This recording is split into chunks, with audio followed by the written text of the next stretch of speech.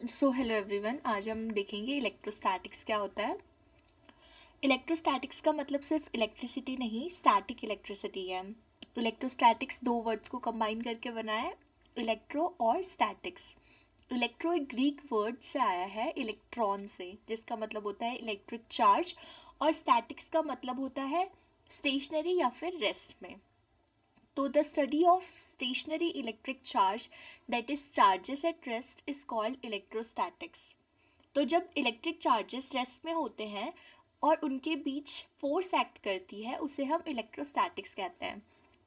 वो फोर्स आती कहाँ से है? वो फोर्स डायरेक्ट चार्ज से नहीं आती है, वो फोर्स इलेक्ट्रिक फील्ड से आती है। कैसे? हमारे पास एक इलेक्ट्रिक चार्ज है और वो चार्ज रेस्ट पे है, तो वो अपने अराउंड एक फील्ड जनरेट करेगा जिसको हम इलेक्ट्रिक फील्ड बोलते हैं। और अगर कोई दूसरा चार्ज उस फील्ड में आ रहा है या ऑब्जेक्ट कोई उस फील्ड के अंदर एंटर कर रहा है, तो उस ऑब्जेक्ट या चार्ज पे एक फोर्स एक्ट करती है जिसको हम इलेक्ट्रोस्टैटिक्स बोलते हैं। इसके कुछ डेली लाइफ एग्जांपल्स है: balloon and hair, spark while touching the door handle, small paper pieces get attracted to a charged plastic scale।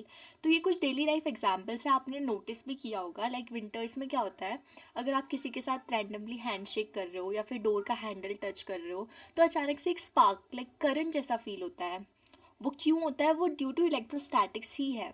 और दूसरा एग्जाम्पल है, आपने ये करा भी होगा, नहीं किया तो एक बार ट्राई करना, कि हमारे पास एक स्केल है, अगर हम उसको अपने ड्राई हेयर्स पे रब कर रहे हैं और फिर हम स्मॉल पीसेस ऑफ पेपर के पास उस स्केल को लेके जा रहे हैं, तो वो small pieces of paper scale से अट्रैक्ट हो जाएंगे।